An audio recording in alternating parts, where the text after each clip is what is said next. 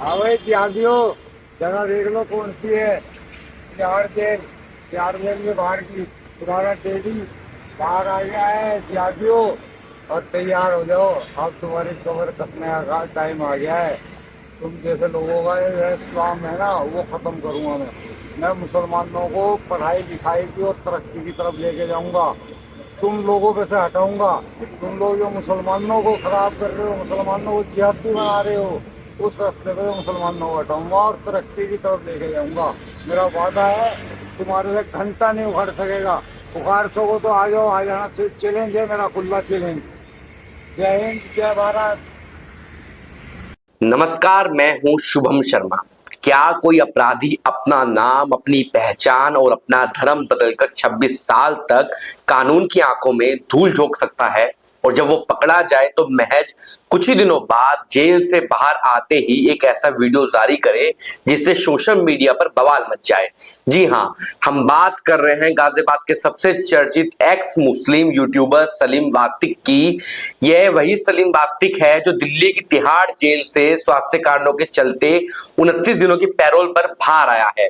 लेकिन जेल की सलाखों से बाहर पैर रखते ही सलीम ने जो किया और जो बयान दिया, उसने दिल्ली से लेकर उत्तर प्रदेश की राजनीति और पुलिस महकमे में हलचल तेज कर दी है। तिहाड़ से निकलते ही सलीम सीधा पहुंचता है गाजियाबाद के शिव शक्ति धाम दासना मंदिर, और वहां मंदिर के पीठाधीश्वर महंत यति नरसिंह सरस्वती उसका फूलों की माला पहनाकर स्वागत करते हैं और उसे अपना शेर बताते हैं। अब जरा गौर से सुनिए, जेल से बाहर आते ही सलीम ने अपने विरोधियों को क्या चैलेंज दिया। उसने कैमरे के सामने खड़ा होकर खुलेआम कहा, हाँ भाई जिहादियों, जंगे देख लो कौन सी है, तिहाड़ के बाहर की है, तुम्हारा डैडी बाहर आ गया है। एक ऐसा शख्स जिस पर 31 साल पुराने अपहरण और एक मासूम की हत्या का संगीन आरोप है, जो कोर्ट से उम्र कैद की सजा पा चुका है, वो पैरोल पर बाहर आते ही इस तरह की भाषा का इस्तेमाल कर रहा है। आखिर इसके पीछे की पूरी इनसाइड स्टोरी क्या है? क्यों सलीम का दासिन मंदिर पहुंचना और यति नरसिंह का उसे शेर कहना इतनी बड़ी चर्चा का विषय बन गया है? गुरुवार को गाजियाबाद के दासन देवी मंदिर में एक अजीब ही नजारा देखने को मिला। 9 जून को तिहाड़ से पैरोल पर छूटा सलीम 11 जून को सीधे दासना मंदिर पहुंचता है। वहां वो महाकाली के चरणों में माथा टेकता है और आशीर्वाद लेता है। लेकिन कहानी सिर्फ माथा टेकने तक महदूद नहीं थी। मंदिर के सुरक्षा प्रभारी और छोटे यति नरसिंहानंद यानी अनिल यादव सलीम को सीधे लेकर महंत यति नरसिंहानंद सरस्वती के पास जाते हैं। वह सलीम का बकायदा फूल मालाओं से स्वागत किया जाता है और इसके बाद महंत यति नरसिंहानंद जो कहते हैं वो आपको जरूर सुनना चाहिए। भगवान महादेव शिव और जगत जननी मां जगदम्बा के चरणों में नमन करता हूं। हमारे शेर, हमारे भाई सलीम वास्तिक आज मां के और महादेव के चरणों में है। शेर मौत को हराकर, सारे षड्यंत्रों को हराकर आज फिर जेल से बाहर है और अब फिर से पूरी मानवता के लिए लड़ने के लिए तैयार है। दुनिया में कोई भी सलीम भाई का साथ छोड़ दे, लेकिन शिव शक्ति धाम दासना के लोग, मां के शेर और महादेव के बच्चे कभी भी सलीम भाई का साथ नहीं छोड़ेंगे। किसी भी स्थिति में, किसी भी परिस्थिति में हम सलीम भाई का साथ नहीं छोड़ने वाले। और भाई मैं एक बात बताना चाहता हूं, सलीम भाई के साथ भी और भी बहुत, केवल हम नहीं थे, और भी बहुत लोग हैं जिन्होंने सलीम भाई का साथ दिया। उन्हें लाख लाख साधुवाद, लाख लाख धन्यवाद। हिंदुओं, एक दूसरे का साथ निभाना जिस दिन तुम सीख लोगे, फिर तुम्हें कोई पराजित नहीं कर सकता। सलीम भाई का बहुत बहुत स्वागत, बहुत बहुत साधुवाद, बहुत बहुत धन्यवाद सलीम भाई। हर हर महादेव। महंत ने यह भी साफ कर दिया कि सनातन धर्म के समर्थन में जो भी खड़ा होगा दासना मंदिर उसका साथ हमेशा देगा। दर्शकों, अब सवाल ये उठता है, जिस सलीम को दासना मंदिर में शेर और सनातन का सिपाही बताया जा रहा है, असल में उसका अतीत क्या है? दिल्ली पुलिस के रिकॉर्ड में उसका नाम क्यों दर्ज है, किस लिए दर्ज है? चलिए आपको ले चलते हैं 31 साल पहले, साल 1995 में। यह कहानी शुरू होती है दिल्ली के रामजय स्कूल के एक छात्र से, संदीप बंसल के अपहरण से। एक कारोबारी के बेटे संदीप बंसल का अपहरण किया जाता है और फिरौती मांगी जाती है। दिल्ली पुलिस की क्राइम ब्रांच जब इस मामले की तफ्तीश में उतरती है तो नाम सामने आता है सलीम खान का। जी हाँ, जिसे आज दुनिया सलीम वास्तिक के नाम से जानती है, उसका असली नाम पुलिस रिकॉर्ड में सलीम खान दर्ज था। सलीम खान की निशानदेही पर ही उस मासूम बच्चे की लाश बरामद हुई थी।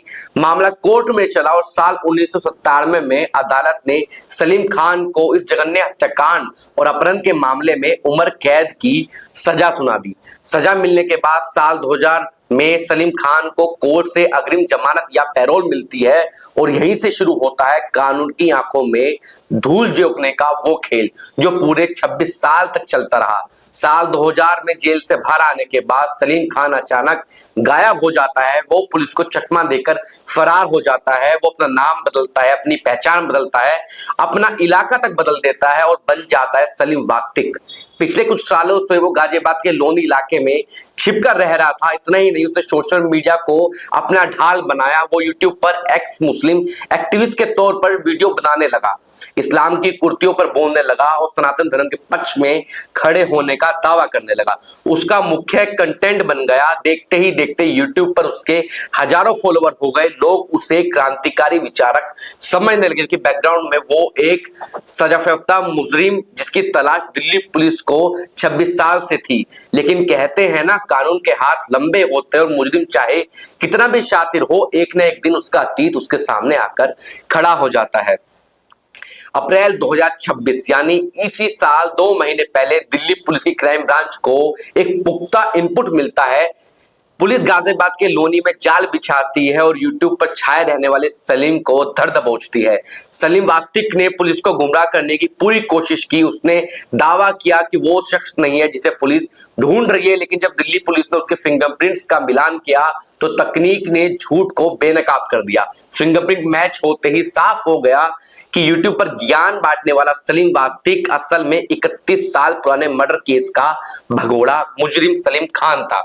पुलिस ने उसे तुरंत गिरफ्तार किया और वापस दिल्ली की तिहाड़ जेल में भेज दिया। अब कहानी में ट्विस्ट आता है 9 जून 2026 को। जेल जाने के 2 महीने के भीतर ही सलीम को स्वास्थ्य कारणों के चलते कोर्ट से 29 दिनों की पैरोल मिल जाती है। जेल से बाहर आने के बाद जिस तरह से उसने जिहादियों को डैडी बाहर आ गया है वाला वीडियो जारी किया और जिस तरह से डासना मंदिर में उसका जोरदार स्वागत हुआ, उसने इस पूरे मामले को एक नया धार्मिक और राजनीतिक रंग दे दिया है। अब यहाँ कुछ बड़े और तीखे सवाल खड़े होते हैं। पहला सवाल, क्या एक मुजरिम जो उम्र कैद की सजा काट रहा है, जिसे बच्चे की हत्या के मामले में उम्र कैद हुई हो, उसका इस तरह खुलेआम वीडियो बनाकर विरोधियों को चुनौती देना कानून व्यवस्था के लिहाज से सही है? दूसरा सवाल, क्या सिर्फ धर्म के पक्ष में बोलने या सोशल मीडिया पर एक्टिविस्ट होने से किसी का खूनी अतीत साफ हो जाता है? तीसरा सवाल, डासना देवी के महंत यति नरसिंगन द्वारा एक मर्डर केस के दोषी को शेर बताना समाज और न्यायिक प्रक्रिया को क्या संदेश देता है? एक तरफ कानून की अपनी प्रक्रिया है, कोर्ट ने स्वास्थ्य कारणों से उसे 29 दिन की मोहलत दी है, लेकिन दूसरी तरफ सोशल मीडिया पर चल रहा ये हाई वोल्टेज ड्रामा दिल्ली और यूपी पुलिस के लिए एक नई सिरदर्दी बन सकता है। पैरोल की अवधि के दौरान इस तरह के भड़काऊ बयान और वीडियो आने वाले दिनों में क्या मोड़ लेंगे, यह देखना बेहद अहम होगा। इस पूरे मामले में सलीम के इस अंदाज पर और डासना मंदिर में हुए स्वागत पर आपकी क्या राय है? कमेंट बॉक्स में जरूर बताइए। धन्यवाद।